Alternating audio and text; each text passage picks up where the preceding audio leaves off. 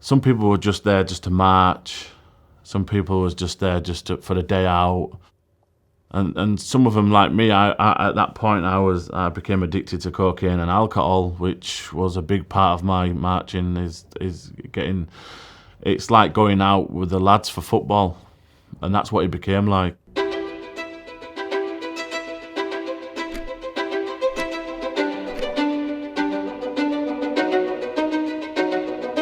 So I grew up in Leeds, West Yorkshire. So basically, I moved to a place called Beeston, and I went to a primary school, but everything was okay. It wasn't until I went to the high school things started to turn a bit sour with the Pakistani community and the English community, the white community, which I tried to stay out of because I played rugby and I went to a thing called Boys Brigade, which is a Christian organisation. I was away from all that sort of activity.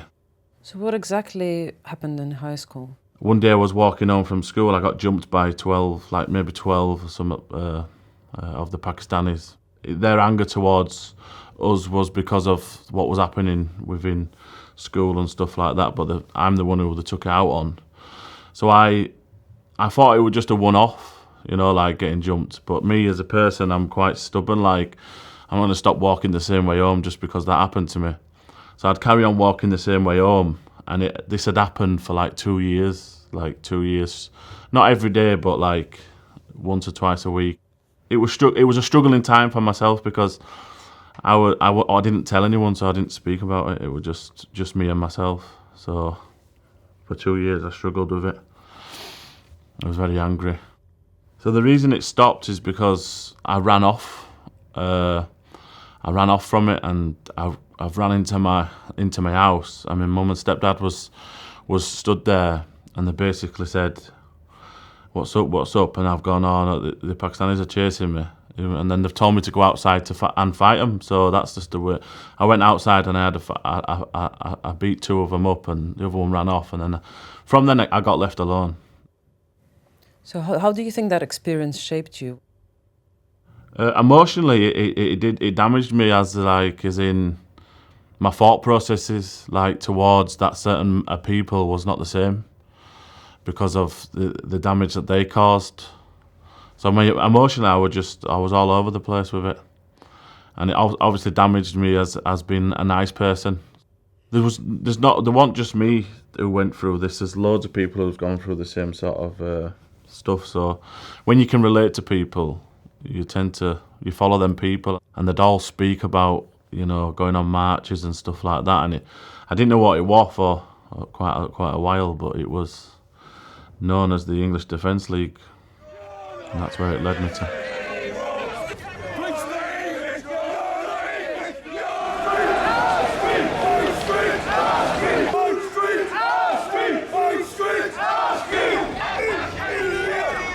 At that point, I thought it was a good thing, because when you see videos of FGM and you see videos of honour killing and stuff like that, and these people have got brown skin and beards, you're looking at it and thinking that's going to come to your country. You're seeing poppies get burnt on our streets. You're seeing extremism all over the media.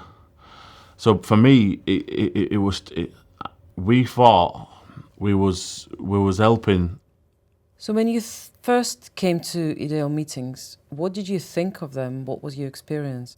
Well, I had a sense of happiness, like we're doing something about it. So it wasn't, but I didn't really think of consequence. I just thought, oh, look at this. This is these people understand what I went through. So it was relation. There's a lot of people that I stood and talked to, and they're related to what I went through. And so for me, in my head, I was just like, yeah, this is good. We're gonna stop this from happening to our kids or to our friends or family. So I looked at the 12 Pakistanis, the 15 Pakistanis that beat me up, and put it all onto the Pakistanis without even thinking. Were you aware of the violence that sometimes was caused by the members of that group? Well, it's funny you ask that, because only violence I seen was when the Antifa turned up, to be honest, but that's only violence I ever saw. Like just rowdy people. That's all I ever seen. Rowdy people and drunk and stuff like that. I think half of the people that I met didn't even know why we was there. If you ask questions, people couldn't answer the questions. So it was like some people were just there just to march. Some people was just there for a day out. And some of them, like me, I at that point I became addicted to cocaine and alcohol, which was a big part of my marching. Is getting, it's like going out with the lads for football, and that's what it became like. What did your family think of you being part of IDEO? They didn't know. My family didn't know. My mum would have kicked me out of my house, to be honest with you. I once walked in with a UKIP banner, and she told me to get out. So my mum was brought up with like different ethnic backgrounds and that. So I couldn't tell. None of my family knew that I was going marching with the English Defence League. Like I wouldn't get any pictures. I wouldn't do any of that because my mum, because I'd have been chucked out. So they didn't know. Was there any point where you started seeing any flaws within the organisation? Yeah. But when I started asking questions, so 2 years in, so basically for 2 years I've just been going and doing, and then I've just started to ask questions like, what is the Quran, or who is this Muhammad you keep talking about, and and asking these questions, but I was just getting like backed off, like nah. Nobody wanted to answer my questions, so I was like, I started to feel, am I doing it for the right reasons anymore? Is it even working after 2 years? We're not getting anywhere. We're just doing the same thing over and over again. I've never met someone who could explain what Islam was or Muslim was in that part, or what the difference is between the Quran and Quran and that is. I've never met someone like that. Even though I asked questions, but I never got an answer within the English Defence League or any of the people around it. When you ask questions like, well, there's how many million Muslims here and we're all still alive and stuff like that, then they people get funny with you, and you're like, well, so what? They can't be all Muslims can't be just bad. You know what I mean? And then you start asking these questions. That's when you actually get pushed out of the group. Actually, to be honest, you can feel that people are not looking at you the same. Was there a moment which you would consider a turning point? Yeah, there was a turning point in my life that actually led me to where I am today. So I left EDL, and then in my estate I went in to do some more. I went into more crime and stuff like that, which it's not good. But I ended up in a car crash. The car was going like 90 miles per hour, and it went into like 3 parked cars. But in that situation, I broke my leg, and I got like metal in my leg, and I was in hospital for like 3 months. I died twice in theatre, and when I got out of that, and then I was in bed for like 9 months at home, I ended up reading a book with 800 pages in it about the Prophet Muhammad, peace and blessings be upon him, and I read the Quran and watched the videos. As much as I didn't want to be a Muslim, after many research, I believed in one creator, and I believed that the Prophet Muhammad and Jesus were prophets of their time. So I became Muslim in 2015, but I didn't tell anyone that I was going to become Muslim. So it was a shock to everyone, really, to be honest. All my friends, everyone. My mum, my dad, I didn't tell anybody. What happened was I became Muslim in the mosque, and somebody videoed it, and it went viral, and that's how everyone found out. How did you feel the first time you walked into a mosque? Anxious, scared. I'm going to be sat with people, extremists. Yeah, all sorts were going through my head. When I become Muslim, it's the first time I've ever been in a mosque. What I can remember anyway, and it was scary. I'm sitting with people that I don't know, but don't share the same culture as me. They don't share the same thought system as me.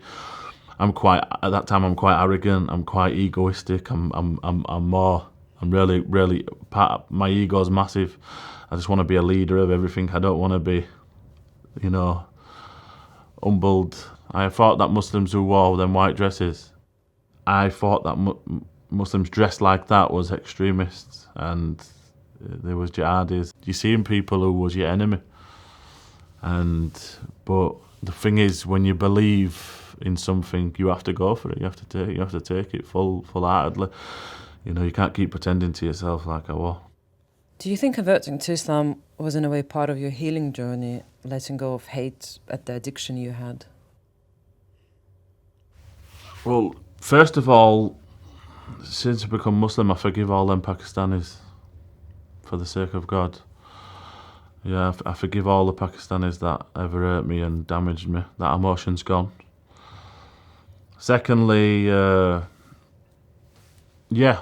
had a really bad addiction with cocaine and alcohol, and in Islam, it's forbidden to drink alcohol, and it's forbidden to take any drugs.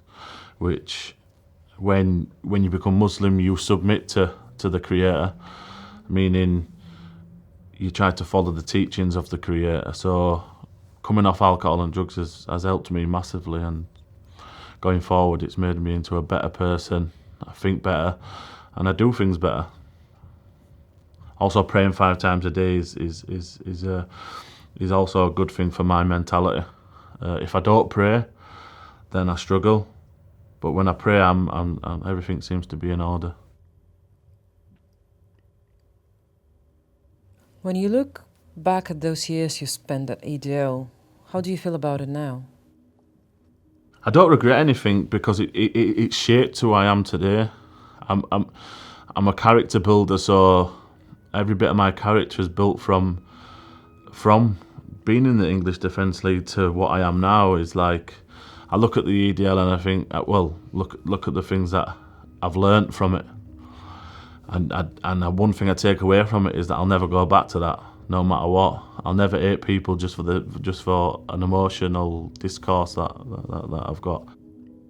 I think if people do have a problem or they have an idea that Islam is a bad thing, is that they can come and speak to us. Speak to us directly. Speak to people, because when you speak to people who hate something, you're never going to get the answer that the actual answer is. So I saw people shot in the streets and running and seeking help, but I think those I don't know if I can visualize them. Those things had an effect on me.